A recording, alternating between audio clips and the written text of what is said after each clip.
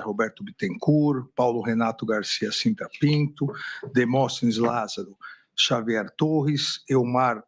Novak, Matheus Milanês, Celso Vilardi e Paulo Amador Cunha Bueno, Andreu Farias, José Luiz Mendes e Oliveira Lima.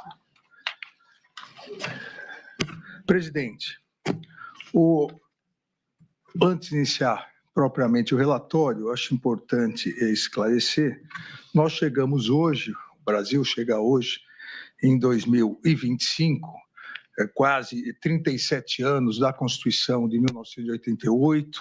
e 40 anos da redemocratização,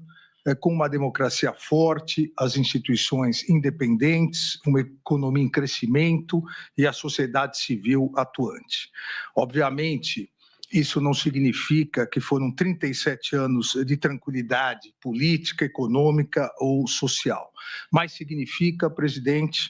que as balizas definidas pela Constituição Federal para nosso Estado democrático de direito se mostraram acertadas e impediram inúmeros retrocessos. Estado democrático de direito, estabilidade institucional, que é exatamente o momento em que vivemos, não significa necessariamente tranquilidade ou ausência de conflitos, mas sim respeito à Constituição, aplicação da lei, com absoluto respeito ao devido processo legal, à ampla defesa e ao contraditório.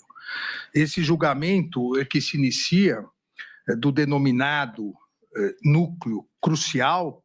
pela Procuradoria-Geral da República é mais um desdobramento do legítimo exercício pelo Supremo Tribunal Federal de sua competência penal conferida pelo legislador constituinte em 1988, e em que pese, obviamente, a sua importância, segue exatamente o mesmo rito processual, o mesmo respeito ao devido processo legal que esse Supremo Tribunal Federal vem seguindo já nas 1.630 ações penais ajuizadas pela Procuradoria-Geral da República referentes à tentativa de golpe de Estado do dia 8 de janeiro de 2023, nessas 1.630 ações penais, nas quais já ocorreram 683 condenações, 11 absolvições, 554 acordos de não persecução penal e ainda permanecem 382 ações em andamento. Um país, e consequentemente sua Suprema Corte, só tem a lamentar que, mais uma vez na história republicana brasileira, se tenha tentado, como esse Supremo Tribunal Federal já reconheceu em 683 condenações, e os próprios réus confessaram em outros 554 acordos de não persecução penal, um país e a Suprema Corte só tem a lamentar que na história republicana brasileira se tenha novamente tentado um golpe de Estado, atentando-se contra as instituições e a própria democracia, pretendendo-se a instalação de um estado de exceção e uma verdadeira ditadura. A sociedade brasileira e as instituições mostraram sua força, mostraram sua resiliência e, em que pese a lamentável manutenção de uma nociva, radical e violenta polarização política com tristes reflexos, todos nós, brasileiros e brasileiras, devemos afastar com todas as nossas forças e empenho a tentativa de qualquer quebra da institucionalidade. Mas, presidente, nesses momentos, a história nos ensina que a impunidade, a omissão e a covardia não são opções para a pacificação, pois o caminho aparentemente mais fácil, e só aparentemente, que é da impunidade, que é da omissão, deixa cicatrizes traumáticas na sociedade e corrói a democracia, como, lamentavelmente, o passado recente do Brasil demonstra. A pacificação do país, que é o desejo de todos nós, a pacificação do país depende do respeito à Constituição, da aplicação das leis e do fortalecimento das instituições. Não havendo possibilidade de se confundir a saudável e necessária pacificação com a covardia do apaziguamento, que significa impunidade e desrespeito à Constituição Federal e mais significa incentivo a novas tentativas de golpe de Estado. A missão desse Supremo Tribunal Federal é analisar as acusações oferecidas pela Procuradoria-Geral da República, a partir das provas produzidas, segundo o devido processo legal, a ampla defesa, o contraditório, como foi verificado na presente ação penal e será detalhado no relatório. Existindo provas, acima de qualquer dúvida razoável, as ações penais serão julgadas procedentes e os réus condenados. Havendo prova da inocência ou mesmo qualquer dúvida razoável sobre a culpabilidade dos réus, os réus serão absolvidos. Assim se faz a justiça. Esse é o papel do Supremo Tribunal Federal, julgar com imparcialidade e aplicar a justiça a cada um dos casos concretos, independentemente de ameaças ou coações, ignorando pressões internas ou externas. Lamentavelmente, no curso dessa ação penal, se constatou a existência de condutas dolosas e conscientes de uma verdadeira organização criminosa que, de forma jamais vista anteriormente em nosso país, passou a agir de maneira covarde e traiçoeira com a finalidade de tentar coagir o Poder Judiciário, em especial esse Supremo Tribunal Federal, e submeter o funcionamento da Corte ao crivo de outro Estado estrangeiro. Essa coação, essa tentativa de obstrução, elas não afetarão a imparcialidade e a independência dos juízes desse Supremo Tribunal Federal, que darão, como estamos dando hoje, presidente, a normal sequência no devido processo legal, que é acompanhado por toda a sociedade e toda a imprensa brasileiras. Publicidade e transparência que não encontram paralelo em nenhuma corte do mundo. Nenhuma corte ou tribunal do mundo dá tanta publicidade e tanta transparência aos seus julgamentos como o Supremo Tribunal Federal. As instituições brasileiras são fortes e sólidas, e seus integrantes foram forjados no mais puro espírito democrático da Constituição de 1988. Coragem institucional e defesa à soberania nacional fazem parte do universo republicano dos membros dessa Suprema Corte, que não aceitará coações ou obstruções no exercício de sua missão constitucional, conferida soberanamente pelo povo brasileiro por meio de sua Assembleia Nacional Constituinte. A soberania nacional não pode, não deve e jamais será vilipendiada, negociada ou extorquida, pois é um dos fundamentos da República Federativa do Brasil, expressamente previsto no inciso 1º do artigo 1º da Constituição Federal.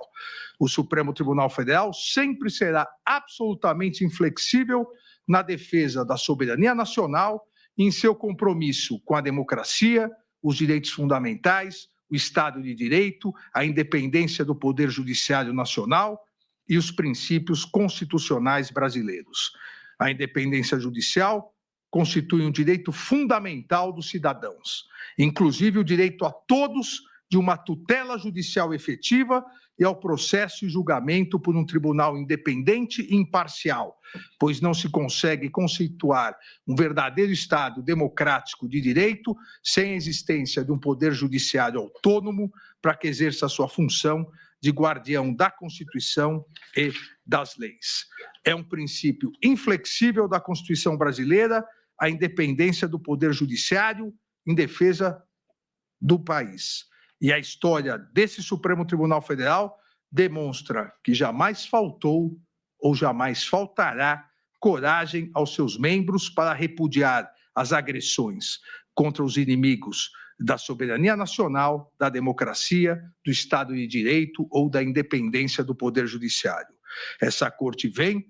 e continuará realizando sua missão constitucional e, em especial, nesse segundo semestre, realizará, e hoje iniciamos, o julgamento e as conclusões das importantes ações penais relacionadas à tentativa de golpe de Estado de 8 de janeiro de 2023. Sempre dentro do devido processo legal, do respeito à ampla defesa e contraditório, inadmitindo qualquer ingerência interna ou externa na independência do Poder Judiciário.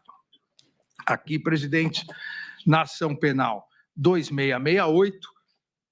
a ação penal instaurada a partir de denúncia oferecida pelo Procurador-Geral da República, integralmente recebida pela primeira turma do Supremo Tribunal Federal, em sessões realizadas nos dias 25 e 26 de março de 2025, em face de Alexandre Rodrigues Ramagem, Almir Garnier Santos, Anderson Gustavo Torres, Augusto Heleno Ribeiro Pereira, Mauro César Barbosa Cid, Paulo Sérgio Nogueira de Oliveira e Walter Souza Braga Neto, pela prática das condutas de organização criminosa armada, tentativa de abolição violenta do Estado Democrático de Direito, golpe de Estado, dano qualificado pela violência e grave ameaça contra o patrimônio público da União e com considerável prejuízo à vítima e deteriorização de patrimônio tombado, observadas as regras de concurso de pessoas e concurso material. E em relação a Jair Messias Bolsonaro, pelas mesmas infrações acima descritas e a imputação específica de liderar a organização criminosa. Essa denúncia foi por unanimidade recebida. Transcrevo no relatório, presidente, transcrevo a ementa que faço rápidas observações, principalmente porque foram as teses todas apresentadas pela defesa. Na ementa constou a inexistência de impedimento, suspeição ou de parcialidade do ministro relator e dos ministros Cristiano Zanin e Flávio Dino. O plenário dessa Suprema Corte pacificou que as alegações das defesas não caracterizam as situações legais que impediriam o legítimo exercício da jurisdição pelas autoridades arguidas. Item 2 da ementa, competência deste Supremo Tribunal Federal, por meio de sua primeira turma, a partir de 18 de dezembro de 2023, artigo 9º, inciso 1º, letra L do Regimento Interno do Supremo Tribunal Federal, para o processo e julgamento de todas as investigações, inquéritos e ações penais referentes aos atos antidemocráticos, milícias digitais, tentativa de golpe e atentado contra os poderes e instituições, inclusive aqueles ocorridos no dia 8 de janeiro de 2023. Item 3, absoluto respeito ao devido processo legal, inexistência de nulidades nas investigações da denúncia e no próprio procedimento realizado com base na Lei 8.038 de 1990. O devido processo legal configura dupla proteção ao indivíduo, atuando tanto no âmbito material, de proteção ao direito de liberdade, quanto no âmbito formal, ao assegurar-lhe paridade total de condições com o Estado persecutor e plenitude de defesa, direito à defesa técnica, à publicidade do processo, à citação, de produção ampla de provas, de ser processado e julgado pelo juiz competente, direito aos recursos, à decisão imutável e à revisão criminal. Item 4, inexistência de nulidade no prazo simultâneo para a apresentação das defesas prévias do artigo 4º da Lei 8.038 de 90. Ausência de previsão legal, inclusive com previsão de sigilo do acordo de colaboração premiada como regra até eventual recebimento da denúncia. Nos termos do artigo 4º, parágrafo 10A da Lei 12.850, de 2013, somente após a instauração da ação penal, em todas as fases do processo, deve-se garantir ao réu delatado a oportunidade de manifestar-se após o decurso do prazo concedido ao réu que o delatou. Inexistência de previsão legal para que a sustentação oral da defesa do colaborador naquela fase seja anterior à dos demais denunciados. Item 5, inexistência de nulidade no oferecimento de 5 denúncias por núcleos de atuação pela Procuradoria-Geral da República. Inaplicabilidade do princípio da indivisibilidade da ação penal às ações penais públicas precedentes. Impossibilidade de decisões contraditórias, uma vez que será o mesmo órgão julgador a analisar todos os fatos e as 5 denúncias oferecidas pelo Ministério Público. Item 6, amplo e restrito acesso a todos os elementos de prova que embasaram a denúncia.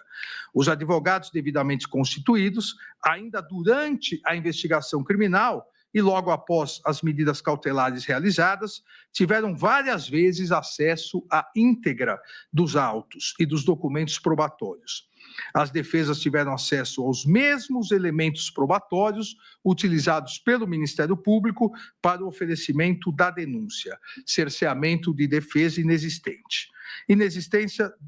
de document dump.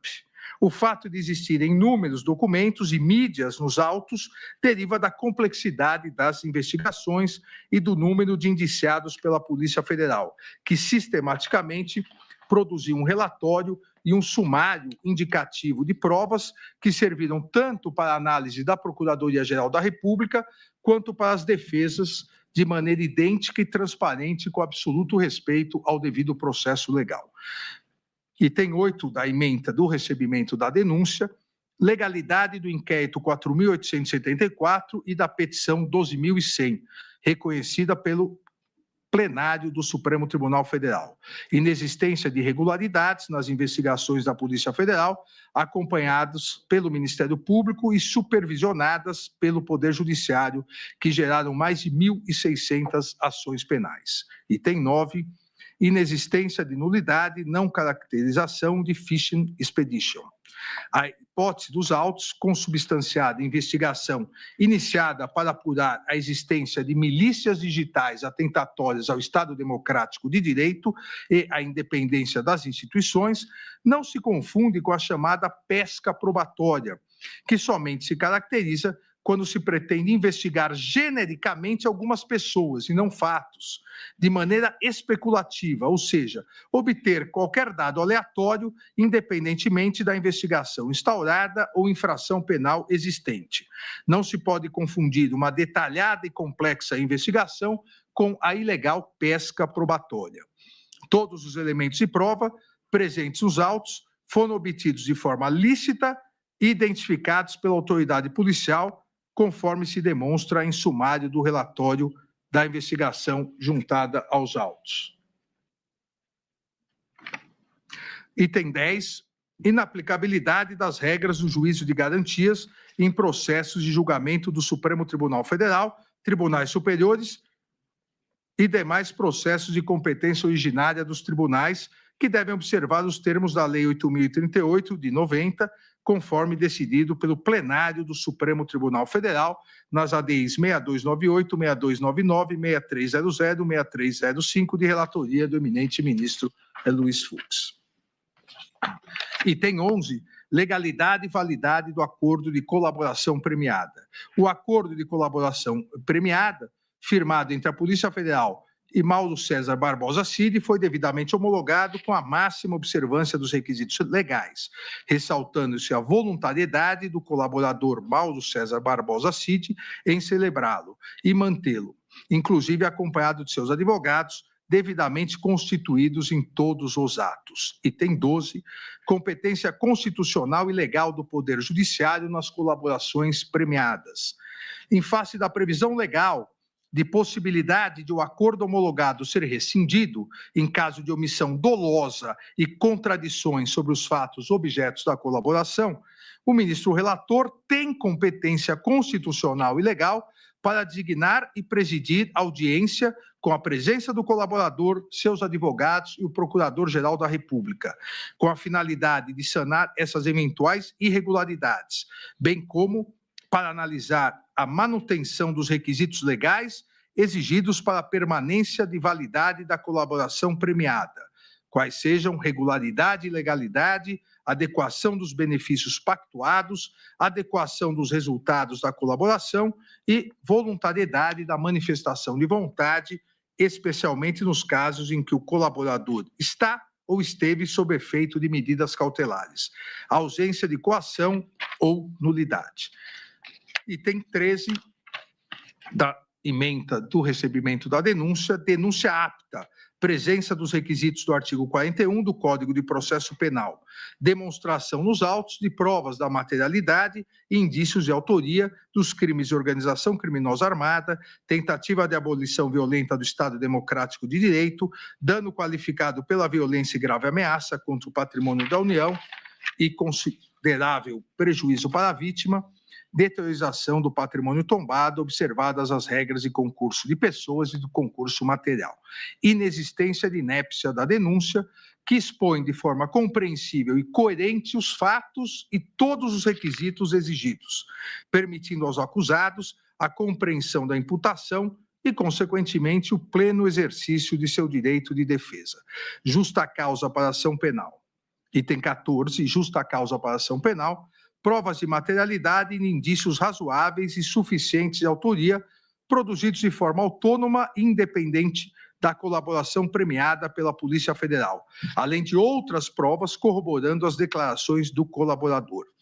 Existência de justa causa para instauração da ação penal, analisada a partir de seus 3 componentes: tipicidade, punibilidade e viabilidade, de maneira a garantir a presença de um suporte probatório mínimo a indicar a legitimidade da imputação e se traduz na existência no inquérito policial ou nas peças de informação que instruem a denúncia de elementos sérios e idôneos que demonstram a materialidade do crime e os indícios razoáveis de autoria.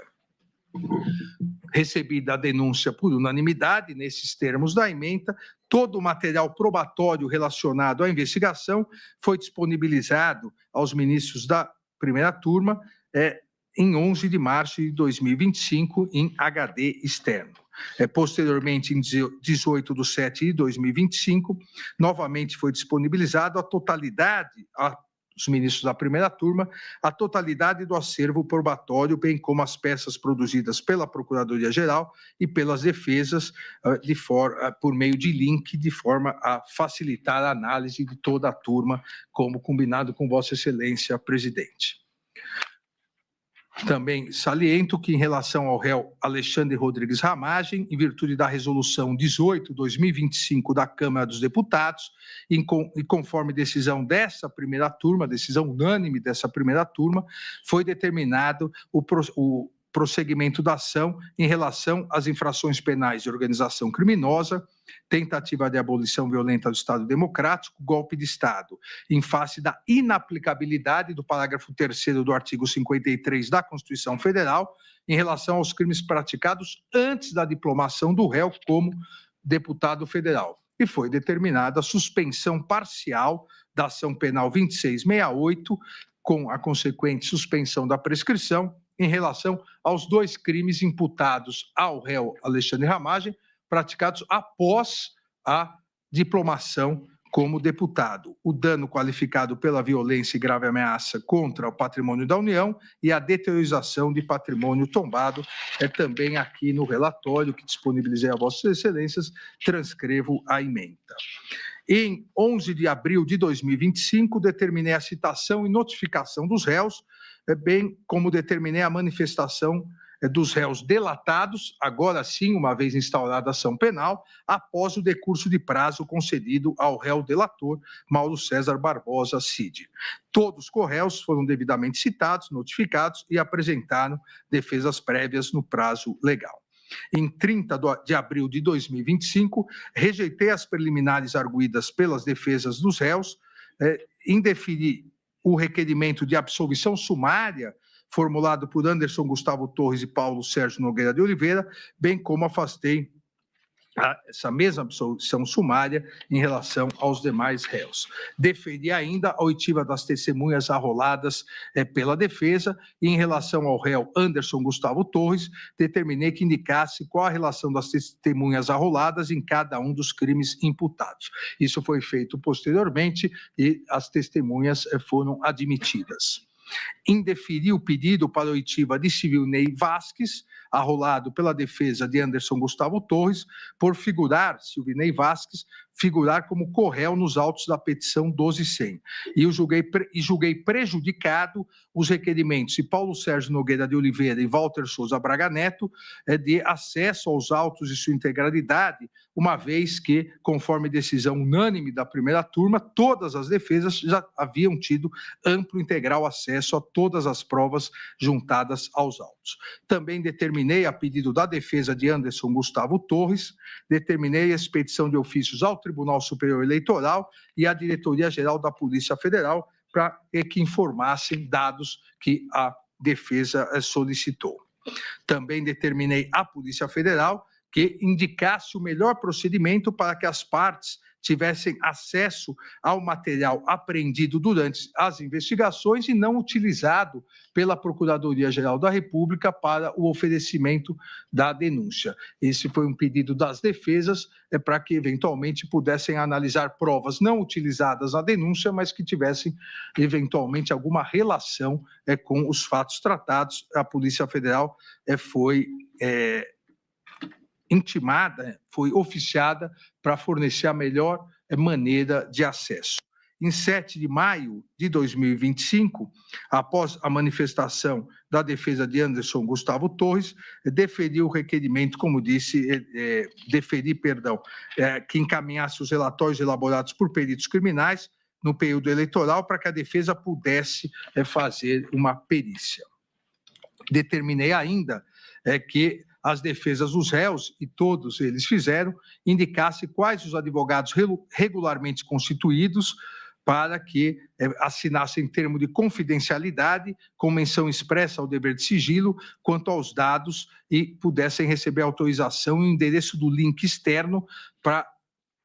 verificação de todo o material apreendido pela Polícia Federal. Aqui, presidente, ministra Carmen, colegas, explico a necessidade da assinatura do termo de confidencialidade, porque nesse material apreendido, nesse volume de material apreendido, que não foi utilizado pela Procuradoria-Geral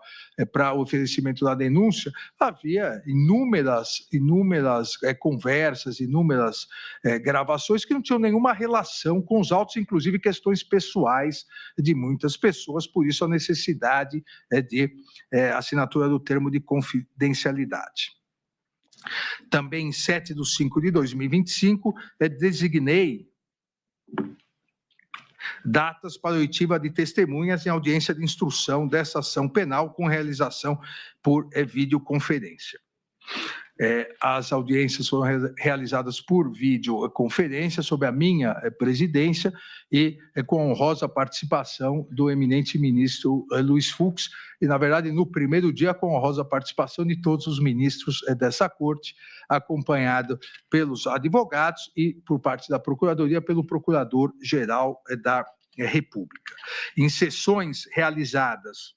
nos dias 19 de maio, 21 de maio, 22 de maio, 23 de maio, 26 de maio, 27, 28, 29 e 30 de maio e 2 de junho,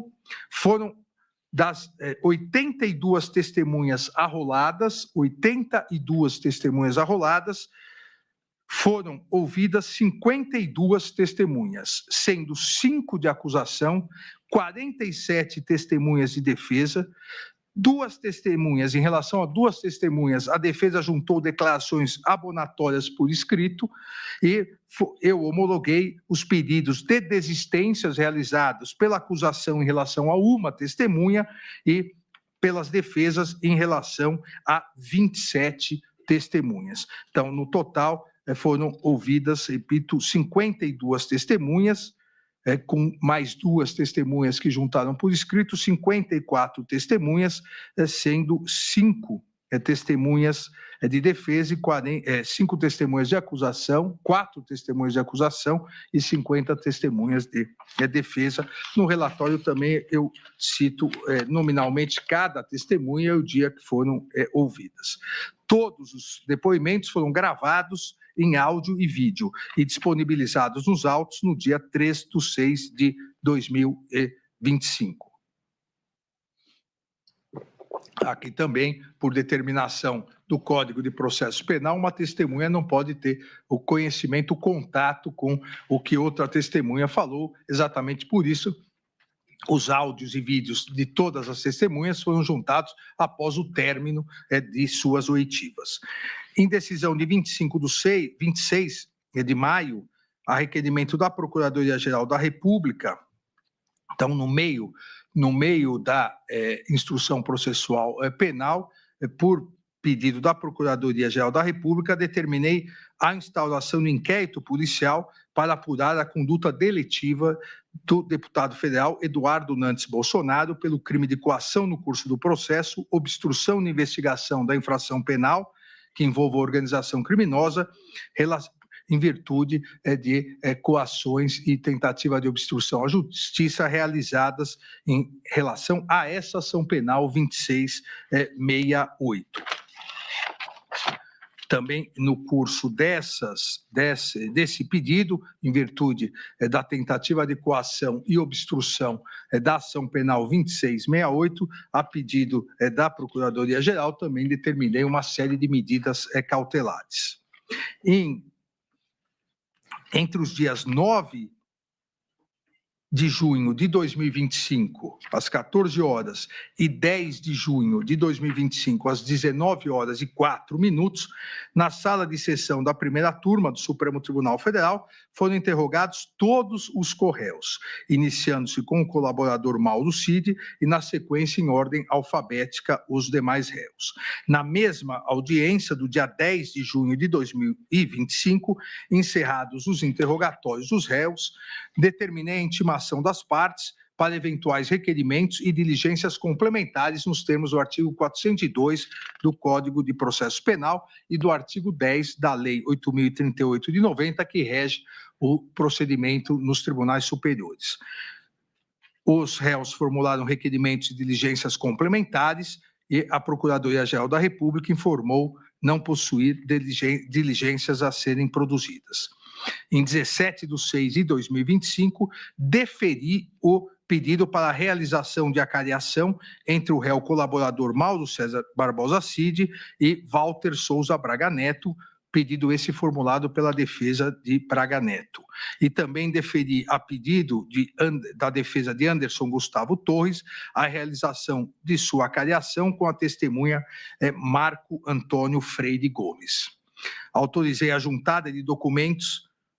requerida pelo réu Paulo Sérgio Nogueira de Oliveira, bem como autorizei a juntada de exames periciais a serem providenciados pela defesa do réu Anderson Gustavo Torres. Ainda a pedido das defesas, determinei que o comandante da Marinha do Brasil informasse a data que foi expedida a diretiva relativa à Operação Formosa 2021 e que Google do Brasil informasse os dados do responsável pela inserção da minuta de decreto do golpe em domínio público. Todos os requerimentos e diligências que foram deferidos durante a instrução processual penal foram efetivamente realizados. Assim como todos os pedidos deferidos a pedido da Procuradoria-Geral da República com o oferecimento da denúncia, também todos os pedidos deferidos foram realizados. Em relação às defesas, da mesma maneira, em respeito ao devido processo legal e à ampla defesa, todas as diligências e requerimentos que foram deferidos durante a instrução processual foram efetivamente realizados. E faço aqui uma relação dos pedidos e das diligências solicitadas pelas defesas. Em decisão de 18 de junho de 2025, um novo incidente no curso da ação penal 2668, em decisão de 18/6/2025, considerada a alegada violação dos termos de colaboração premiada de Mauro César Barbosa Cid, determinei a instauração de inquérito em face de Luiz Eduardo de Almeida Santos Kuntz e Marcelo Costa Câmara para apuração da suposta prática de crime de obstrução de investigação de infração penal que envolva organização criminosa, inquérito esse que tramita na Polícia Federal. Em 27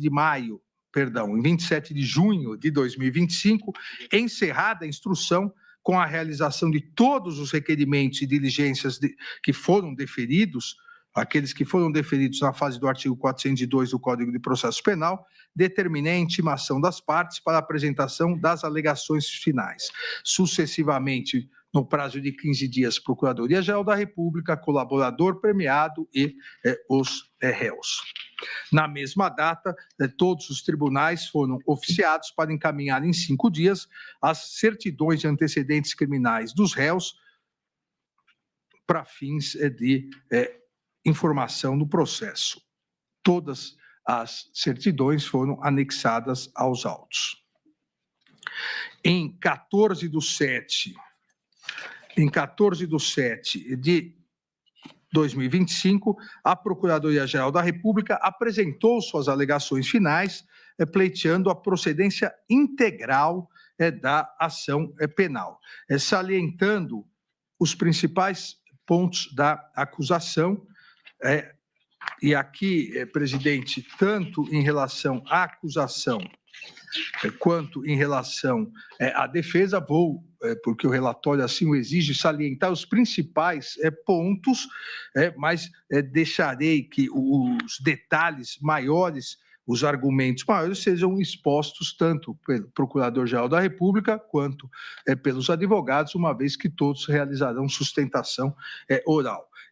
Em relação à Procuradoria-Geral da República, os principais pontos da alegação final foram: 1. A estruturação e atuação de organização criminosa que teria ocorrido entre o período do meio do ano de 2021 e o início de 2023, com o claro intuito de promover a ruptura da ordem democrática no Brasil. A Procuradoria-Geral da República ressaltou que o grupo liderado por Jair Messias Bolsonaro e composto por figuras-chave do governo, das Forças Armadas e de órgãos de inteligência, estruturou e executou o plano progressivo e sistemático de ataque às instituições democráticas, com a finalidade de prejudicar a alternância legítima de poder nas eleições de 2022 e minar o livre exercício dos demais poderes constituídos, especialmente do Poder Judiciário. Ainda salientou a Procuradoria-Geral da República que a organização criminosa liderada pelo ex-presidente da República, em conjunto com integrantes do alto escalão de governo e de setores estratégicos das Forças Armadas, estruturou e mobilizou de forma sistemática gentes, recursos e competências do Estado brasileiro à revelia do interesse público, para propagar narrativas enganosas, assim como para provocar a instabilidade social e defender medidas autoritárias. A afronta, afirmou a Procuradoria-Geral da República, à legalidade constitucional teria por objetivo a permanência ilícita de Jair Messias Bolsonaro no comando do poder, com o intuito de enfraquecer as instâncias públicas em clara negação do princípio da alternância democrática, da soberania popular e do equilíbrio entre os poderes. A Procuradoria-Geral da República, em relação às preliminares suscitadas pelas defesas dos réus sobre incompetência para julgamento do feito, arguição de suspeição e impedimento, violação ao duplo grau de jurisdição e falta de acesso às provas dos autos, a Procuradoria-Geral da República ressaltou que todas essas alegações já haviam sido superadas pela primeira turma desse Supremo Tribunal Federal no momento do recebimento da denúncia. Especificamente, em relação à alegação de defesa de Anderson Gustavo Torres, suscitando a nulidade do depoimento dos comandantes das Forças Armadas, sob o argumento que teriam sido impropriamente induzidos na fase investigativa, a Procuradoria-Geral da República refutou a alegação, destacando que não houve qualquer irregularidade. Também em relação à alegação do réu Jair Messias Bolsonaro de nulidade da citação, uma vez que ocorreu durante a sua internação hospitalar, a Procuradoria-Geral da República rebateu a alegação, salientando a presença do réu em todos os atos da instrução e acompanhado de seus advogados regularmente constituídos.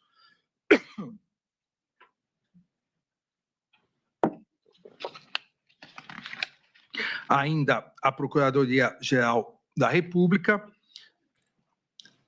alegou que a instrução processual reforçou a existência de todos os manuscritos, arquivos digitais, planilhas, discursos prontos e trocas de mensagens sobre o plano de ruptura da ordem democrática que haviam sido apreendidos pela Polícia Federal durante as investigações, como, por exemplo, o documento Operação 142. Da mesma forma, ressaltou a Procuradoria-Geral da República que as testemunhas ouvidas em juízo, principalmente os ex-comandantes do Exército e da Aeronáutica, confirmaram que lhes fora apresentadas minutas que decretavam medidas de exceção e não se ajustavam às hipóteses constitucionais e de consequências impensáveis no Estado democrático de direito, assim como confirmaram terem sido, disse a Procuradoria-Geral da República, pressionados a aderir ao plano golpista, inclusive sofrendo ataques virtuais. A Procuradoria-Geral da República afirmou ainda em suas alegações finais estarem configurados os crimes de golpe de Estado e restrição do livre exercício dos poderes constitucionais. E quanto ao golpe de Estado, disse a Procuradoria-Geral da República, a materialidade delitiva foi comprovada pela sequência dos atos de ruptura com a normalidade do processo sucessório. A organização criminosa teria implementado narrativa enganosa visando descredibilizar publicamente o sistema eletrônico de votação, a partir do uso de recursos e agentes públicos e mobilizando integrantes das Forças Armadas do Estado brasileiro para prejudicar a livre manifestação da vontade popular, assim como para apoiar uma forma de gestão desvinculada do processo eleitoral após a derrota às urnas. A partir disso, a Procuradoria-Geral da República enumera as provas sequenciais e que, segundo o órgão acusador, confirmariam essa hipótese. Ainda a Procuradoria-Geral da República, em relação ao crime do artigo 359-L, passa a fazer uma cronologia a partir do dia 7 de setembro de 2021,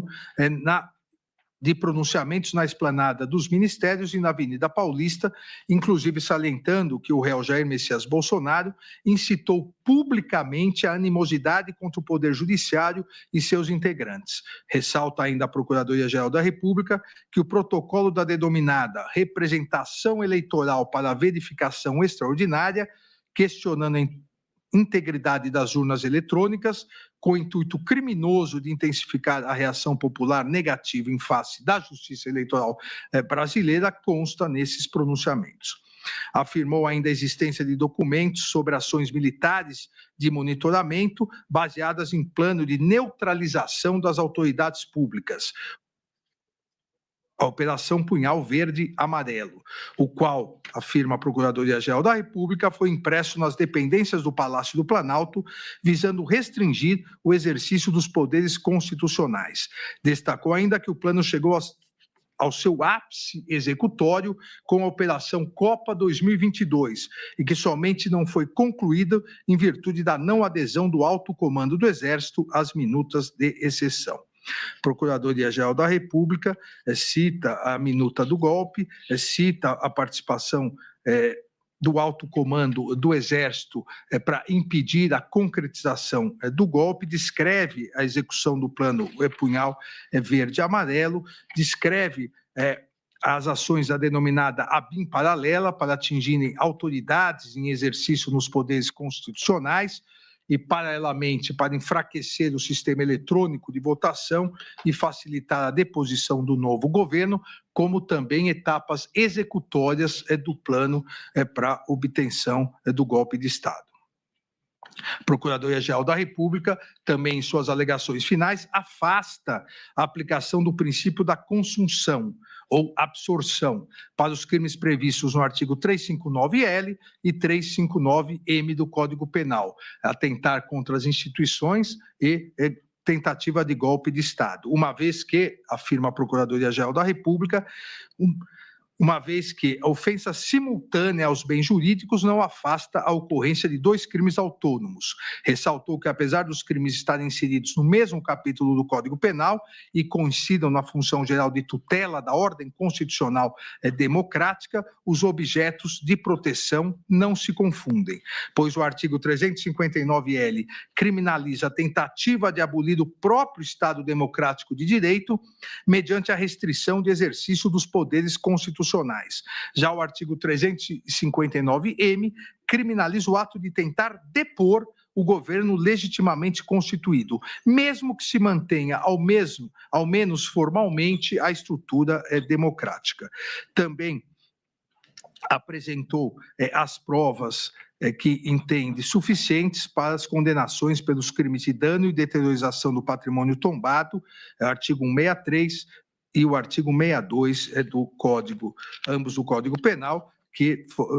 foram um resultado final da empreitada delitiva ocorrida no dia 8 de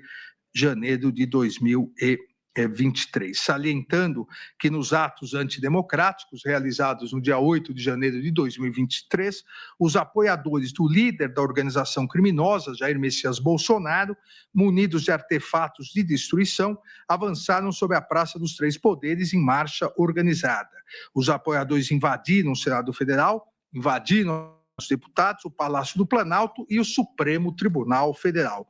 E efetivamente depredaram o patrimônio público com a finalidade de instalar um regime de governo alternativo decorrente da deposição do governo legitimamente eleito, bem como da abolição violenta do Estado Democrático de Direito. Afirmou que a materialidade ficou demonstrada com as imagens de destruição que marcaram a história nacional, bem como com o fornecimento de documentos que dimensionaram os danos referentes aos eventos de 8 de janeiro de 2023, documentos esses enviados pelo Senado Federal, a Câmara dos Deputados e o Supremo Tribunal Federal. Em relação aos benefícios decorrentes do acordo de colaboração premiada, celebrado pelo réu Mauro César Barbosa Cid com a Polícia Federal, a Procuradoria-Geral da República afirmou que os benefícios devem ser aplicados com observância ao princípio da proporcionalidade, com a análise da efetiva contribuição do colaborador para o esclarecimento dos fatos e o grau de lealdade demonstrado ao longo do procedimento. Alegou, portanto, comportamento contraditório do réu colaborador em razão de omissões e resistência ao cumprimento integral das obrigações, sugerindo a redução da pena a ser fixada em patamar mínimo e, por sua vez, a redução de 1/3 da pena imposta pela prática criminosa como benefício premial em razão da sua colaboração, e sugerindo o afastamento da concessão do perdão judicial, da conversão automática da pena privativa de liberdade em restritiva de direitos e também o afastamento da redução máxima de 2/3. E encerrou solicitando, requerendo a condenação de todos os réus pelos crimes imputados. Em 29 de setembro de 2025, a defesa do réu colaborador, Mauro César Barbosa Cid, apresentou as alegações finais, ressaltando em síntese, porque aqui também, novamente, o eminente advogado do réu colaborador detalhará, assim como o procurador-geral, nas sustentações orais, mas ressaltou em síntese que Mauro César Barbosa Cid firmou acordo de colaboração premiada por livre e espontânea vontade, sempre com orientação e acompanhamento de seus defensores, em todos os atos processuais em que foi intimado. Que o acordo de colaboração premiada preencheu todos os requisitos de validade, eficácia e efetividade, e como tal foi homologado e ratificado pelo colaborador e por essa Suprema Corte. Ainda alegou a defesa de Mauro Cid que, em que pese a defesa técnica discordar da acusação, ou pelo menos da capitulação atribuída pela Procuradoria-Geral da República quanto aos fatos narrados e sua autoria, não é possível afirmar que Mauro César Barbosa Cid não falou tudo o que sabia, muito menos que ele tivesse mentido ou omitido o fato relevante que tinha a obrigação contratual de falar. Alega ainda que a discussão sobre o documento referido pela Procuradoria-Geral da República como minuta golpista, narrada pelo colaborador, foi confirmada pelos 3 comandantes das Forças Armadas, General Freire Gomes, Almirante Almir Garnier e Brigadeiro Batista Júnior, bem como pelo réu Jair Messias Bolsonaro. A reunião, segundo a defesa, a reunião de apresentação dos considerandos também foi confirmada pelos comandantes das Forças Armadas. Alega ainda que, conforme esclarecido por Mauro César Barbosa Cid, as discussões materializadas nos considerandos surgiram após Jair Messias Bolsonaro sustentar a existência de fraude nas eleições, o que também foi confirmado por todos que participaram na reunião. Em relação à reunião do dia 12 de novembro de 2022, na casa de Walter Souza Braga Neto, a defesa de Mauro César Barbosa Cid alega não existir divergência sobre a sua realização, embora o réu colaborador não tenha participado efetivamente. A defesa ainda diz que no que diz respeito à solicitação de dinheiro a Walter Souza Braga Neto, também não haveria controvérsia, havendo divergência tão somente em relação à sua efetiva entrega, uma vez que Mauro César Barbosa Cid afirma ter recebido uma sacola de vinho, enquanto Walter Souza Braga Neto nega ter entregado os valores. Ainda afirma a defesa que a Procuradoria-Geral da República, em uma linha muito tênue entre a realidade e a deslealdade processual, utiliza-se de todas as informações e provas colhidas a partir da colaboração premiada, ancorando nela a base de toda a sua acusação, sustentando ao final da instrução em suas razões que o colaborador não merece o prêmio ajustado no acordo. Afirma a defesa que, à luz da decisão proferida pelo eminente ministro relator, em 23 de novembro de 2024, de forma clara e direta, teria sido reiterada a rigidez e eficácia do acordo de colaboração premiado, firmado por Mauro César Barbosa Cid, e não há qualquer fato superveniente ou juridicamente relevante capaz de infirmar tal reconhecimento, e que seria inaceitável que o colaborador fosse agora surpreendido com um pedido absolutamente desarrazoado pela Procuradoria-Geral da República, no sentido de revisar unilateralmente os benefícios pactuados. Afirma que nenhuma prova foi produzida em juízo contra Mauro César Barbosa Cid e nenhuma testemunha descreveu qualquer conduta típica dolosa, acessória ou contributiva do réu colaborador. A defesa de Mauro César Barbosa Cid afirma que ele não participou de reuniões golpistas, não ordenou, não incentivou qualquer ato de violência, não promoveu ruptura institucional e não se reuniu para planejar golpes de Estado. E diz que as provas produzidas em sede policial desmentem a acusação em relação ao réu colaborador Mauro César Barbosa Cid. No final, além de pedir a absolvição, dizendo que há um excesso acusatório, pede também a manutenção integral dos benefícios previstos no acordo de colaboração premiada. Em 13 de agosto de 2025, todas as defesas dos corréus apresentaram suas alegações finais. A defesa de Alexandre Ramagem Rodrigues apresentou os seguintes principais argumentos. Segundo a narrativa apresentada pela Procuradoria-Geral da República, o crime tipificado no artigo 2º da Lei 12.850 se perpetuou para além da diplomação, razão pela qual pediu também a suspensão desse crime. Alegou a ausência de prova das imputações em relação ao réu Alexandre Ramagem Rodrigues, uma vez que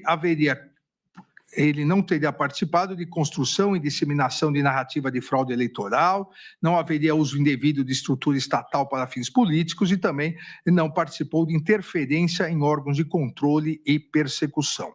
Afirma a sua defesa que os elementos de informação amealhados pela acusação não se confundem com o standard probatório necessário à condenação de Alexandre Ramagem Rodrigues. Diz que, embora a Procuradoria-Geral da República tenha afirmado que o documento Presidente TSE informa.docx, criado em 10 de julho de 2021, revelaria que Alexandre Ramagem Rodrigues teria se aprofundado em argumentos falaciosos sobre o resultado eleitoral de 2018, questionando a credibilidade do Tribunal Superior Eleitoral para a contagem dos votos, a Procuradoria-Geral da República teria desconsiderado que o texto se limitou a reproduzir manifestações públicas de Jair Messias Bolsonaro. Ainda a defesa de Alexandre Ramagem afirma que o conteúdo texto apresentava argumentos para a adoção do denominado voto auditável ou voto impresso, tema que à época integrava a pauta do Congresso Nacional. Em relação ao documento Bom Dia Presidente.docx,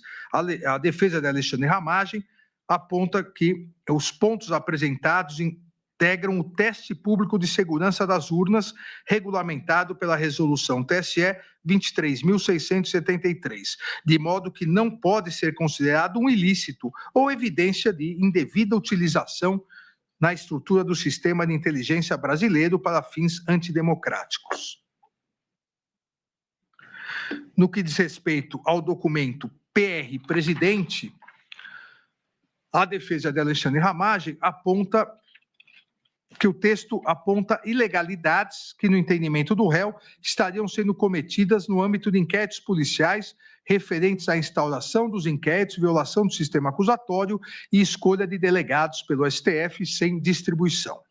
O texto contém, também segundo a defesa, anotações pessoais e privadas e não possui qualquer relação com o eventual descumprimento infundado de ordens judiciais. Sobre ainda o texto presidente.docx, a defesa de Alexandre Ramagem afirma que o seu conteúdo diz respeito a considerações que refletem manifestações públicas já emitidas por Jair Messias Bolsonaro, não sendo possível afirmar que o réu Alexandre Ramagem Rodrigues municiava o ex-presidente de argumentos para atacar autoridades públicas. Com base na prova testemunhal produzida nos autos, a defesa diz que é possível concluir que Alexandre Ramagem Rodrigues, de fato, utilizava uma sala no Palácio do Planalto, mas para atender várias pessoas, não apenas o presidente da República, e que não haveria prova nos autos para concluir que era um hábito frequente ou com dia específico suas audiências com o presidente da República.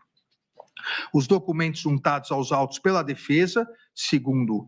ela mesma, demonstram que Alexandre Ramagem Rodrigues envidou esforços para verificar a legalidade na utilização da ferramenta First Mile,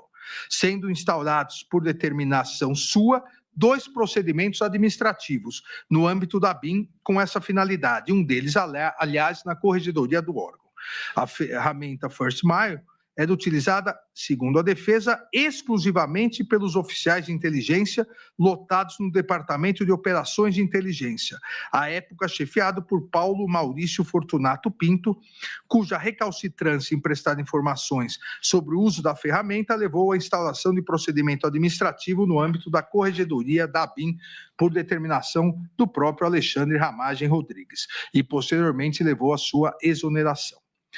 Ainda alega a defesa que a Procuradoria-Geral da República cometeu grave equívoco ao afirmar que teriam sido identificados logs de entrada de Alexandre Ramagem no sistema a partir de 15 de maio de 2019, antes mesmo de sua posse como diretor-geral, e apenas um mês após o início de uso da ferramenta. Pois as datas a que se refere a Procuradoria-Geral da República, segundo a defesa, não dizem respeito a logs de entrada no sistema, mas sim a entrada do réu nas dependências físicas da ABIN.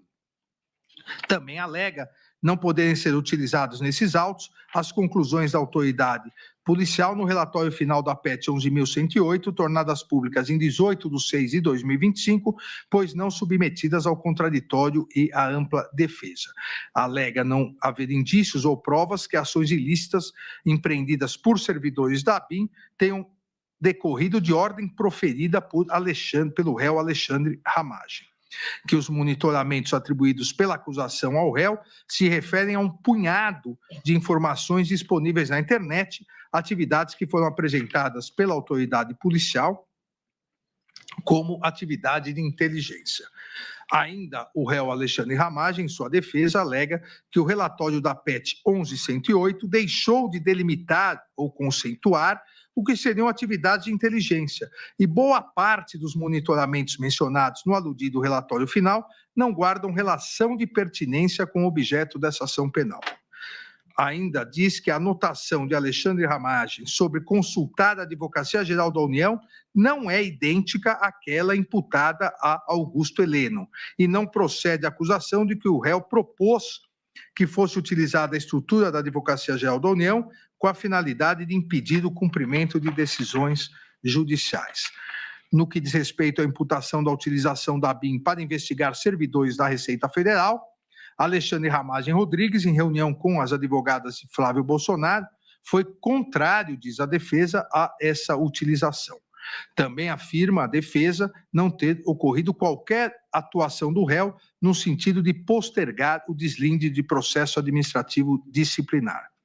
Em relação ao delito do artigo 2º da Lei 12.850, a denúncia omissa, diz a defesa, quando ao fato de Alexandre Ramagem Rodrigues já ter sido exonerado do cargo de diretor-geral da ABIN em 30/3/2022. também em relação aos delitos do artigo 359-L e 359-M, diz a defesa que fere a lógica e a razoabilidade a tentativa de imputar ao réu qualquer responsabilidade por tão graves condutas que, segundo a Procuradoria-Geral da República, seriam de abolir as estruturas democráticas, impedindo o funcionamento de um poder legislativo para o qual acabara de ser eleito, e pede a absolvição. A defesa de Almir Garnier Santos também apresentou os seguintes principais pontos de argumentação: que as alegações finais da Procuradoria-Geral da República narram fatos estranhos à denúncia, notadamente o desfile da Marinha na Praça dos Três Poderes, interpretados como ato simbólico de apoio ao suposto intento golpista, e a ausência do réu na cerimônia de passagem de comando da Marinha, no qual Almir Garnier Santos supostamente teria atuado de forma a reforçar a suposta agenda golpista. Afirma a defesa que isso configura mutatio libelli. Também afirma que a colaboração premiada de Mauro César Barbosa Cid está viciada por responsabilidade do colaborador, de modo que deve ser decretada a invalidade das suas declarações. Continua afirmando não haver provas que permitam, com a certeza necessária, estabelecer uma condenação penal e uma conexão direta entre as condutas imputadas por Almir Garnier Santos e os atos de 8 de janeiro de 2023. A ausência de provas concretas que estabeleçam uma conexão direta entre as condutas deve levar à absolvição. Também afirma que a ausência de criação de risco proibido, pois os atos imputados se inscrevem no legítimo exercício da liberdade de expressão política. Continua a defesa de Almir Garnier Santos, dizendo que há quebra do nexo causal,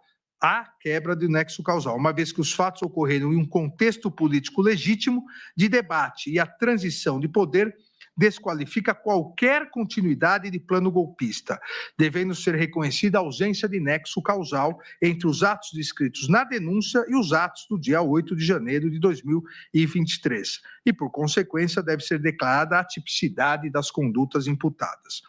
Ainda a defesa de Almir Garnier Santos afirma que os fatos narrados na denúncia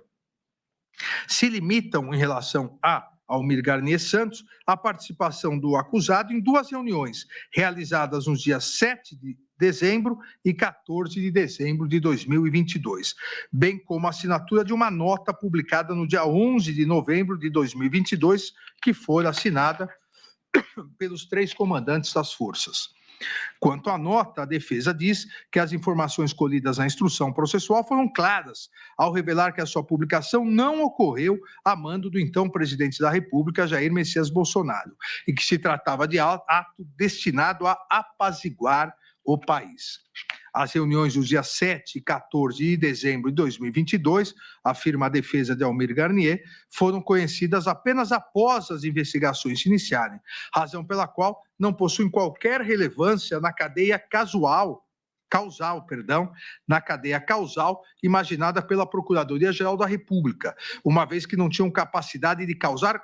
qualquer interferência, dada a sua natureza privada. Ainda a defesa diz que, quanto às mensagens endereçadas por Walter Souza Braga Neto, nas quais determina um interlocutor que elogia Almir Garnier Santos, não há nos autos qualquer prova que evidencie a materialização dessa ordem, como publicações ou vídeos com a intenção de influenciar quem quer que seja.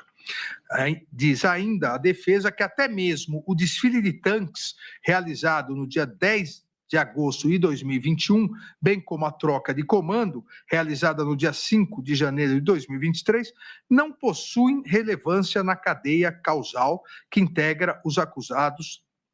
dos atos de 8 de janeiro de 2023, seja como elemento determinante dessa relação, seja como fato capaz de incrementar um risco anteriormente criado. E continua a defesa afirmando que as provas produzidas sobre a reunião do dia 7 de dezembro demonstram apenas que Almir Garnier e o general Freire Gomes foram convocados pelo presidente da República por meio do ministro da Defesa para comparecerem ao Palácio do Planalto, ocasião que lhe foram apresentados considerandos. Foi informado, contudo, que diz a defesa que o assunto estava em estudo e, ao final, a reunião foi encerrada sem qualquer manifestação ou posicionamento. ainda afirma que, no confronto entre os depoimentos de Batista Júnior e Ferreira Gomes, deve prevalecer o depoimento deste último, uma vez que é corroborado por duas evidências relevantes: a nota divulgada pela Marinha e o depoimento do almirante Olsen, ambos negando qualquer mobilização de tropas. Por outro lado, o depoimento de Batista Júnior, que é o único a afirmar que as tropas foram colocadas à disposição, não conta, segundo a defesa, com qualquer outra prova que o sustente. Ainda continua a afirmar que a acusação não se desincumbiu do dever de especificar concretamente a participação de Almir Garnier Santos na reunião e em sua adesão ao plano golpista e, consequentemente, pede a absolvição por todas as imputações. A defesa de Anderson Gustavo Torres também apresentou esses principais argumentos. O Supremo Tribunal Federal é incompetente para processar e julgar o presente caso. Ainda que se reconheça a competência da Suprema Corte, a defesa diz que a atribuição é do plenário e não da primeira turma. Ainda afirma ter ocorrido cerceamento de defesa em razão da omissão da apuração da indexação da minuta do golpe no Google, uma vez que o Google Brasil respondeu não poder identificar o responsável pela inserção por não hospedar o conteúdo, limitando-se a indexar páginas de terceiros, e que a defesa requereu esclarecimentos técnicos complementares indeferidos pelo ministro relator por sua suposta impertinência. Ainda alega cerceamento de defesa em razão do indeferimento da realização de diligência junto à Meta, WhatsApp, relacionadas à obtenção de registros de chamadas de voz e vídeos realizadas via WhatsApp por Fábio Augusto Vieira e Robson Cândido da Silva em 8 de janeiro de 2023 e de metadados de mensagens e arquivos eventualmente trocados pelo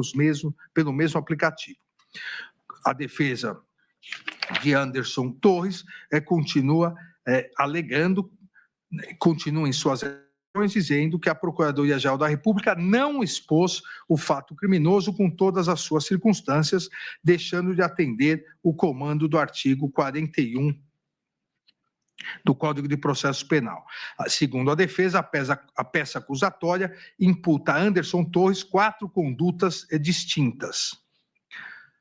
A live, realizada em 29/7/2021, reunião ocorrida na data do 5/7/2022, uso indevido da máquina estatal, especialmente da Polícia Rodoviária Federal, para beneficiar Jair Messias Bolsonaro entre o primeiro turno e o segundo das eleições de 2022 e suposta omissão imprópria enquanto exerceu o cargo de secretário de Segurança Pública do Distrito Federal, em janeiro de 2023. Diz a defesa que, em relação à live de 29/7/2021, o réu foi convocado a participar pelo presidente e sua fala foi aproximadamente de 4 minutos, em que somente leu, seguindo a orientação de sua assessoria. Sobre a reunião ministerial do 5 de julho de 2022, a defesa diz que o réu, em fala de aproximadamente 5 minutos, limitou-se a sugerir que os demais ministros tornassem públicas as ações e políticas conduzidas por suas pastas. No que diz respeito à imputação de instrumentalização da Polícia Rodoviária Federal para comprometer a lisura do segundo turno das eleições presidenciais de 2022,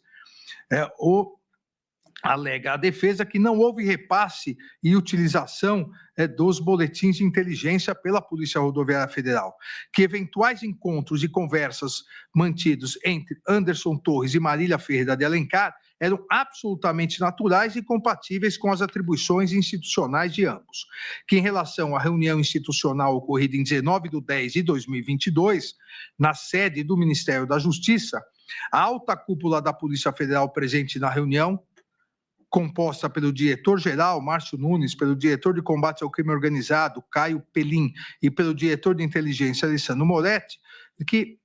foi ouvida nessa ação penal, a alta cúpula, e foi categórica ao afirmar que jamais houve naquela reunião, ou em qualquer outra, qualquer determinação, orientação ou sugestão ilícita oriunda do então ministro da Justiça, Anderson Gustavo Torres. Ainda diz a defesa que o depoimento de Batista Júnior foi no sentido que não teve certeza da participação de Anderson Gustavo Torres em qualquer reunião. E o depoimento de Freire Gomes foi no sentido de que nunca presenciou ou discutiu qualquer assunto ilegal com o réu. Anderson Gustavo Torres ainda afirma em sua defesa não ter participado das reuniões de 7 de dezembro e 14 de dezembro de 2022, ocasião na qual, em tese, documentos antidemocráticos foram apresentados aos comandantes das forças. E diz ainda que, compulsando os relatórios de entrada e saída do Palácio da Alvorada, entrevê-se que Anderson Torres, Freire Gomes e Batista Júnior, diz a defesa, jamais estiveram presentes no mesmo local e horário. Ainda afirma a defesa que a minuta discutida na reunião de 7 de 12 de 2022 não corresponde ao documento apreendido na residência, em sua residência. Diz que exame papiloscópico feito pela Polícia Federal não encontrou as digitais de qualquer dos denunciados na minuta, que minutas de igual teor circulavam e circulam, diz a defesa, livremente pelo território nacional, algumas inclusive no Google e no site Conjura. Ainda diz que, em relação à viagem aos Estados Unidos, e-mail da própria Gol, companhia Gol, mostra comprovantes da agência de turismo e ata notarial, evidenciando que, diferentemente do alegado pela Procuradoria-Geral da República, as passagens aéreas foram, de fato, adquiridas em 21 de 11 de 2022, quando sequer se cogitava a realização de manifestações no dia 8 de janeiro de 2023. Ainda diz que o depoimento do governador Ibanez Rocha no inquérito civil confirma que Anderson Gustavo Torres lhe comunicou quando do convite para assumir o cargo sobre a viagem nos Estados Unidos e, consequentemente, a partir disso, pede sua absolvição. A defesa de Augusto Heleno Ribeiro Pereira apresentou também os seguintes principais argumentos. Deve ser reconhecida a suspeição do relator em razão de ter sido alvo de um suposto plano de organização criminosa, do qual faria parte o denunciado para matá-lo, juntamente com o presidente eleito Luiz Inácio Lula da Silva. Alega também cerceamento de defesa em razão da impossibilidade de análise de todo o material probatório disponibilizado pela ocorrência da prática conhecida como document dump e pela seletividade da autoridade policial ao disponibilizar as provas. Diz a defesa de Augusto Heleno que houve violação ao sistema acusatório e ao devido processo legal, uma vez que na audiência de instrução o ministro relator realizou 6 vezes mais perguntas que a Procuradoria-Geral da República. Diz também ter ocorrido violação do direito ao silêncio e constrangimento ilegal, uma vez que o ministro relator, após manifestação do réu, queria exercer parcialmente o direito ao silêncio, respondendo apenas às perguntas formuladas por sua defesa técnica, realizou a consignação das perguntas. Especificamente em relação ao réu Augusto Heleno, a defesa diz que a Procuradoria-Geral da República não se desincumbiu do ônus probatório. Em relação à live realizada no dia 7 de setembro de 2021, a atuação do réu seria, segundo a defesa, unicamente com presença física, sem proferir qualquer palavra ou se manifestar em qualquer sentido. Augusto Heleno, segundo a defesa, é favorável ao voto impresso, mas após o Congresso Nacional derrubar proposta nesse sentido, em plenário, e o relatório do Ministério da Defesa de 9 de novembro de 2022 não apresentar conclusão sobre a possibilidade de insegurança nas urnas eletrônicas, não houve qualquer manifestação do réu sobre isso. E também alega que é uníssona a constatação do afastamento do réu Augusto Heleno do réu Jair Messias Bolsonaro após o ingresso do, entre aspas, centrão no governo, de modo que não se pode imputar ao réu o papel de conselheiro de Jair Messias Bolsonaro. Diz também a defesa de Augusto Heleno que reunião ministerial de 5 de julho de 2022, as palavras de Augusto Heleno sobre a utilização da ABIN para acompanhar o que os dois lados vão fazer foram transparentes, públicas e com a convicção de que estavam dentro de suas competências referentes à inteligência de Estado. A defesa afirma ainda que a intenção do réu, de fato, fosse infiltrar agentes da ABIN nas campanhas eleitorais, tal ação seria impossível pela absoluta falta de tempo para que esse tipo de medida fosse efetivada, conforme corroborado pela testemunha Christian. Augusto Heleno Pereira, também, afirma a defesa, não despachou com o diretor-geral da ABIN sobre discursos de desinformação. Sobre as expressões, entre aspas, o que tiver que ser feito tem que ser feito antes das eleições. Se tiver que dar um soco na mesa, é antes das eleições. Se tiver que virar a mesa, é antes das eleições, ditas por Augusto Heleno, na reunião ministerial de 5 de julho de 2022, a defesa disse que o réu não se referiu a qualquer medida antidemocrática. Em relação à agenda apreendida, trata-se, diz a defesa, na verdade, de uma caderneta para anotações pessoais, com cronologia incerta, contendo assuntos que não eram compartilhados com ninguém.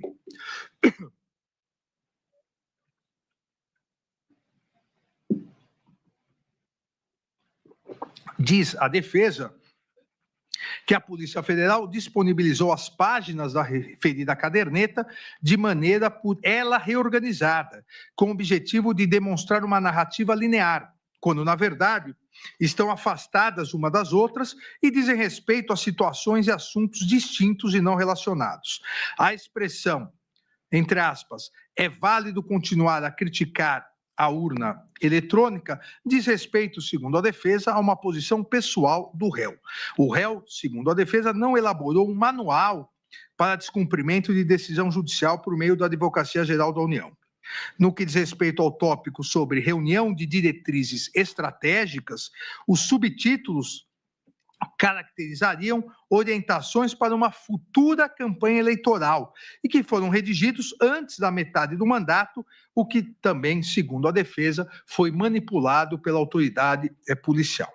Não são verdadeiras, diz a defesa, as alegações de que o réu teria politizado o Gabinete de Segurança Institucional. Ainda diz a defesa de Augusto Heleno que a menção feita nas razões finais da acusação à reunião ocorrida entre o presidente da República, seu filho, senador Flávio Bolsonaro, e duas advogadas é descabida. E quando o réu percebeu que o assunto da reunião não dizia respeito ao GSI, pediu licença e se retirou sem implementar nenhuma providência.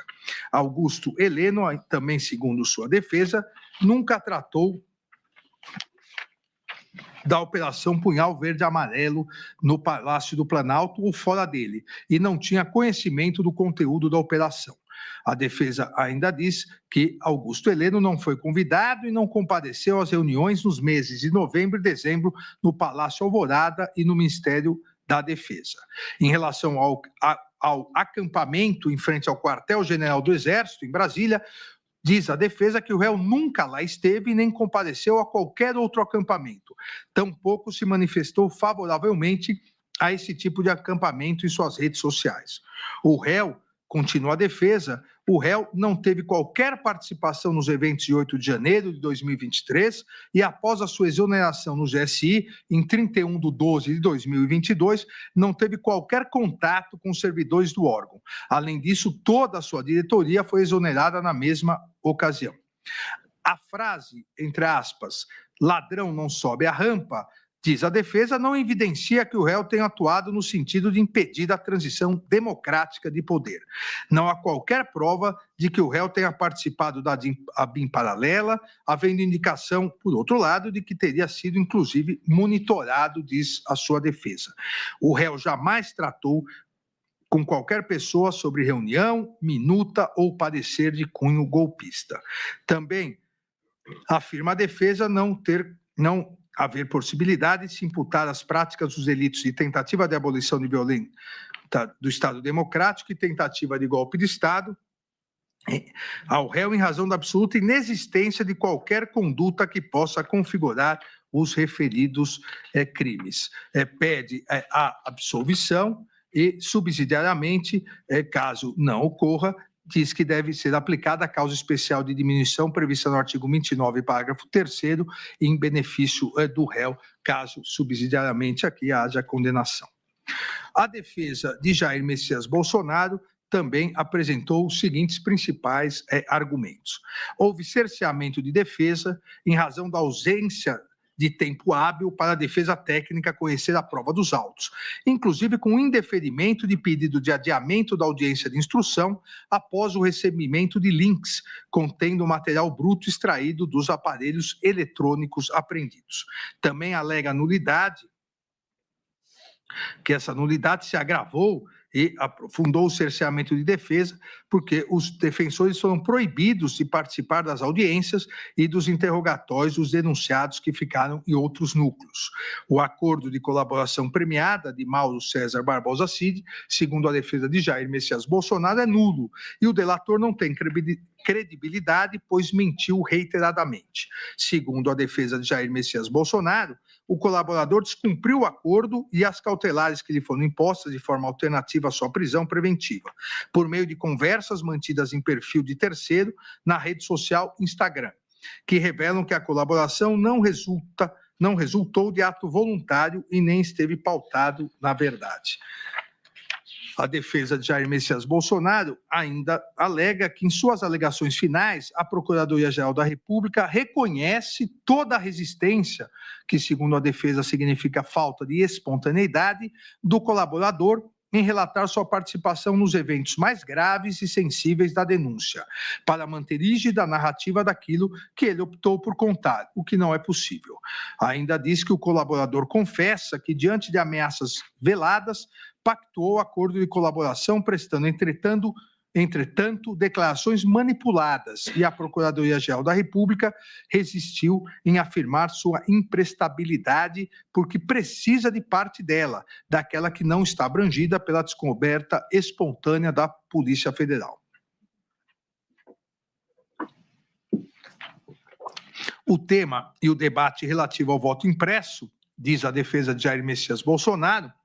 ocuparam a campanha eleitoral em 2022. E foi nesse contexto de campanha eleitoral e debate político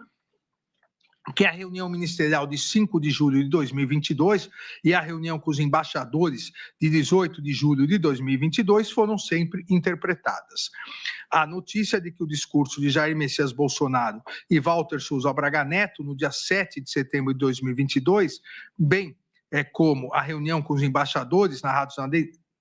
já foram alvos de processos eleitorais que levaram à sua inelegibilidade, não podendo, portanto, conforme diz a defesa, serem interpretados como atos criminosos. A transição do governo, com a participação do ex-presidente Jair Messias Bolsonaro, também foi fato amplamente provado nos autos. E diz a defesa que, encerrada a transição, Jair Messias Bolsonaro deixou o país e, quando o fez, os atos criminosos e golpistas de 8 de janeiro de 2023, ocorridos 10 dias após, não eram sequer previsíveis, além de terem ocorrido apesar das ações de Jair Messias Bolsonaro. As imputações da Procuradoria-Geral da República contra Jair Messias Bolsonaro não encontram, segundo a defesa, respaldo nem na lógica, nem na prova dos autos. A acusação tenta, de alguma forma, e sem sucesso, relacionar Jair Messias Bolsonaro com os planos apreendidos e com os atos de 8 de janeiro. Diz a defesa que a denúncia indica que Jair Messias Bolsonaro teria estudado, enxugado e apresentado aos militares minutas de decreto prevendo prisões de autoridades e as declarações de estado de sítio ou de estado de defesa e decretação de operação de garantia da lei e da ordem. Mas diz a defesa que os referidos documentos não foram trazidos aos autos. O documento de minuta de golpe, às vezes chamados de discurso pela Procuradoria-Geral da República, segundo a defesa, jamais foi apresentado a Jair Messias Bolsonaro, que dele só teve ciência por ocasião de sua apreensão pela Polícia Federal. Sobre a reunião do dia 7/12 de 2022, ninguém viu um texto prevendo a prisão de diversos ministros do Supremo Tribunal Federal, dentre outras autoridades. A afirmação, segundo a defesa, que existe exclusivamente no depoimento do delator Mauro César Barbosa Cid. Não existe nos autos também, afirma a defesa de Jair Messias Bolsonaro, a suposta minuta de decreto com um texto enxugado, prevendo apenas a prisão do relator. E também não existe, em lugar nenhum dos autos, nem mesmo em depoimentos, o documento que a acusação diz ter sido apresentado pelo réu Paulo Sérgio Nogueira de Oliveira aos 3 comandantes das Forças Armadas no dia 14 de dezembro de 2022. A defesa de Jair Messias Bolsonaro continua afirmando no sentido de que não ficou comprovada a existência de qualquer pedido por parte de Jair Messias Bolsonaro para a movimentação das tropas e que não há descrição de participação de Jair Messias Bolsonaro em nenhum outro fato, e muito menos com os planos Punhal Verde Amarelo, Operação Luneta e Copa 2022. A acusação traria apenas a presunção de que o plano Punhal Verde Amarelo teria sido elaborado para Jair Messias Bolsonaro no Palácio do Alvorada, quando foi registrada a entrada do general Mário Fernandes no prédio, sem ter produzido qualquer prova de que houve entrega de qualquer documento ou encontro com o então presidente da República. Ainda diz a defesa que a Procuradoria-Geral da República imputa ao réu, como se atos criminosos fossem, os seus discursos eleitorais e suas manifestações com críticas ao sistema eletrônico de votação. Continua afirmando que, excluída a punibilidade dos atos preparatórios, não há dúvidas que as condutas imputadas pela Procuradoria-Geral da República, consubstanciadas em lives com críticas ao sistema eletrônico de votação, reuniões ministeriais e com embaixadores e outras reuniões, tratam-se, na pior das hipóteses, de atos preparatórios não tipificados. Ainda diz a defesa, não existir qualquer correspondência dos comportamentos imputados a Jair Messias Bolsonaro com a violência ou grave ameaça exigidas pelos tipos penais previstos nos artigos 359-L, 359-M do Código Penal. E diz que, mesmo se adotada a versão da denúncia, não se pode afirmar que a reunião ocorrida no dia 7 de dezembro de 2022 tenha sido um ato executório dos crimes de abolição violenta do Estado Democrático de Direito e de golpe de Estado, pois isso pressupõe um governo constituído, circunstância inexistente em 7 de 12 de 2022. Ainda diz não se poder alegar que a tentativa estaria caracterizada, dado que, entre aspas, o golpe tentado não se consumou pela fidelidade do Exército, não obstante o desvirtuamento de alguns dos seus integrantes e da aeronáutica, a força normativa democrática em vigor, que foi a afirmação feita pela Procuradoria-Geral da República. E a defesa diz que a tentativa não estará caracterizada, pois não se aperfeiçoou qualquer ato de início de execução que pudesse ativar a incidência de uma circunstância alheia à vontade do agente, uma vez que não houve qualquer assinatura do decreto. A tentativa, diz a defesa, existe a tentativa de atribuição de responsabilidade penal sem a imputação de qualquer conduta a Jair Messias Bolsonaro no que diz respeito à utilização indevida da estrutura da Polícia Rodoviária Federal e da ABIN paralela. No que diz respeito aos atos de 8 de janeiro de 2023, também a defesa de Jair Messias Bolsonaro diz não ser possível falar, como pretende a Procuradoria-Geral da República, em participação por instigação em crimes multitudinários. A estrutura governamental, então instalada no Palácio do Planalto, revestia-se de plena licitude e legalidade, funcionando nos termos da Constituição Federal, não havendo que se falar na existência de qualquer organização criminosa, conclui a defesa. Também nunca houve qualquer cooperação criminosa de Jair Messias Bolsonaro com os demais denunciados na PEC 12.100. Por fim, a defesa diz que as condutas criminosas narradas na acusação teriam como objetivo manter Jair Messias Bolsonaro no poder, que essas alegações não são suficientes para apontá-lo como integrante ou líder da organização criminosa, ainda que pudesse eventualmente ser beneficiário pelos crimes, pelo resultado dos crimes. Pede a absolvição do réu Jair Messias Bolsonaro e, subsidiariamente, caso não haja, diz que deve ser reconhecida a desistência voluntária ou a consunção, absorção ou ainda concurso formal entre os delitos previstos nos artigos 359-L e 359-M do Código Penal. A defesa de Paulo Sérgio Nogueira de Oliveira também apresentou esses principais argumentos. Diz que Paulo Sérgio Nogueira de Oliveira é inocente e atuou ativamente para evitar a realização de um golpe de Estado e a abolição violenta do Estado Democrático de Direito, aconselhando Jair Messias Bolsonaro no sentido de que nada poderia ser feito diante do resultado das eleições. O réu, segundo a sua defesa, o réu temia que radicais assessorassem Jair Messias Bolsonaro e o aconselhassem a assinar uma, entre aspas, doideira, referindo-se a medidas de exceção e ruptura democrática. O réu atuou diretamente com o brigadeiro Batista Júnior e o general Freire Gomes para demover o réu Jair Messias Bolsonaro de qualquer medida de exceção e entregou uma proposta de discurso de Jair Messias Bolsonaro, aceitando a proposta de discurso no sentido de aceitar o resultado das eleições. Ainda diz que o réu Paulo Sérgio Nogueira de Oliveira, que o réu foi alvo de tentativa de deposição por Walter Souza Braga Neto e pelo general Mário Fernandes, réu em outra ação penal. O réu não integraria o denominado gabinete de crise a ser instalado após a ruptura do Estado Democrático de Direito, afirma sua defesa, e que o réu foi vítima de ataques virtuais por não defender qualquer medida de exceção. Na reunião de 5 de julho de 2022, Paulo Sérgio Nogueira de Oliveira não manifestou endosso à narrativa de fraude eleitoral. Também sua defesa diz que em momento algum instigou a ideia de intervenção nas Forças Armadas no processo eleitoral e afirma a defesa ser uma falácia afirmar que o relatório das Forças Armadas sobre o sistema eletrônico de votação estava pronto antes do segundo turno e foi postergado por questões políticas. As etapas 7 e 8 do plano de trabalho estavam, segundo a defesa, previstas para ocorrer a partir do dia seguinte ao segundo turno e até 60 dias após o pleito. Também afirma a defesa não proceder a afirmação de que o Ministério da Defesa, após ser intimado a prestar informações no prazo de 48 horas, não respondeu ao pedido de informações do Tribunal Superior Eleitoral. A nota do Ministério da Defesa, segundo a defesa de Paulo Sérgio Nogueira de Oliveira, não aponta suspeita de fraude eleitoral,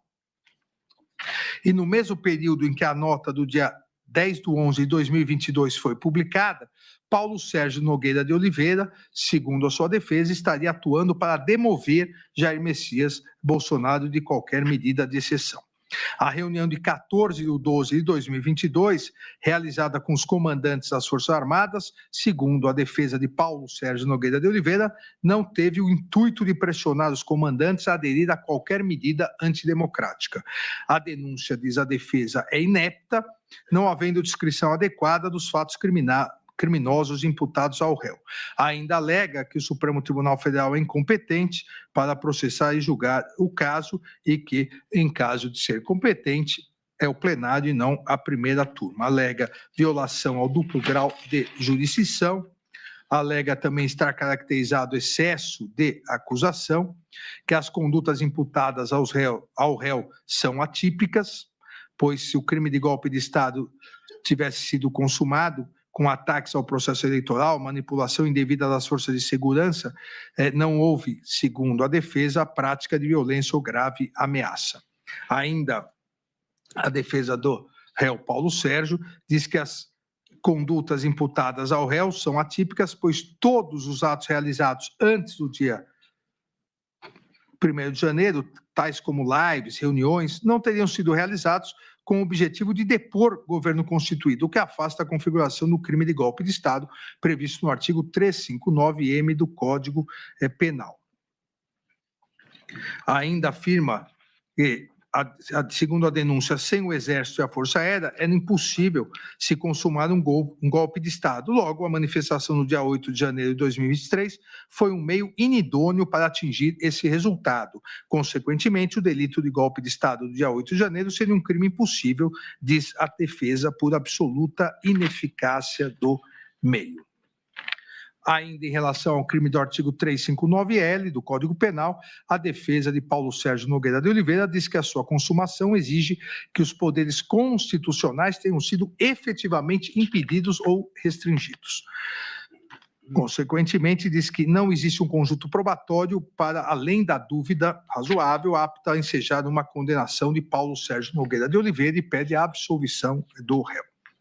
Por fim, a defesa de Walter Souza Braga Neto apresentou os seguintes argumentos. A ação penal é nula, pois está baseada em investigações realizadas na PET 12.100, que se originou das investigações conduzidas no inquérito 4.874, inquérito das milícias digitais, o qual, a seu turno, tem como objeto a investigação de fatos já arquivados no inquérito 4828, o que demonstra a violação do artigo 28 do Código de Processo Penal. Diz ainda ser o Supremo Tribunal Federal incompetente para processar e julgar o caso, e caso fosse competente, a competência seria do plenário e não desta primeira turma. A defesa de Walter Souza Braga Neto ainda diz que, embora o plenário do Supremo Tribunal Federal tenha decidido pelo não reconhecimento da suspeição do relator, a instrução criminal demonstrou que não houve imparcialidade e equidistância das partes da ação penal. Ainda afirma que, em relação à alegação da suspeição, houve demonstração de postura inquisitorial na oitiva das testemunhas, que os recursos da defesa em face de decisões monocráticas não foram submetidos à análise colegiada, enquanto a marcha processual evoluía de maneira muito célere, esvaziando os pedidos recursais. Ainda diz que a cadeação entre Walter Souza Braga Neto e Mauro César Barbosa Cid não foi gravada pela Secretaria Judiciária e sequer foi permitida sua gravação pela defesa, e que houve decretação de medidas cautelares e prisão domiciliar de ofício, o que caracteriza a atuação indevida por serem iniciativas típicas do órgão acusatório. Ainda a defesa de Walter Souza Braga Neto diz que a colaboração premiada de Mauro César Barbosa Cid é nula em razão da falta de voluntariedade, que o processo também é nulo em razão da prática de document dump, que o processo também é nulo em razão do indeferimento de participação nos interrogatórios dos demais réus das outras ações penais, que são ilícitas e imprestáveis os prints de conversas de WhatsApp entre Walter Souza Braga Neto e Ailton Barros.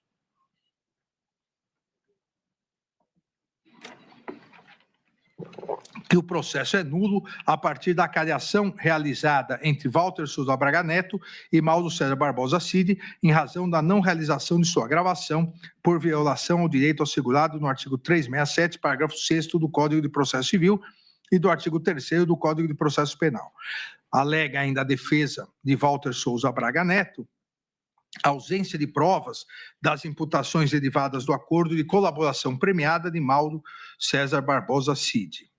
A ausência de provas do intuito golpista da reunião realizada na residência de Walter Souza Braga Neto em 12/11/2022. A ausência de prova da entrega de dinheiro para financiamento de atos golpistas e a ausência de provas de coordenação de ataques virtuais. Além disso, a defesa de Walter Souza Braga Neto diz que não existem provas de suposta participação na organização criminosa ou nos atos golpistas de 8 de janeiro de 2023.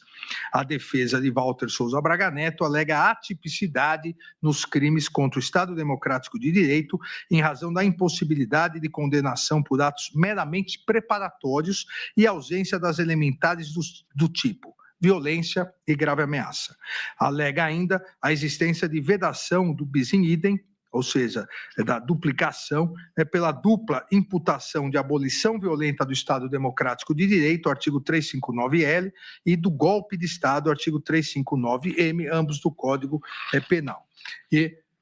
conclui dizendo existir impossibilidade de condenação autônoma em relação aos crimes de dano qualificado e deteriorização do patrimônio público, pois constituem crimes meio para a suposta prática dos crimes de abolição violenta do Estado democrático de direito, concluindo a defesa pelo pedido de absolvição do réu.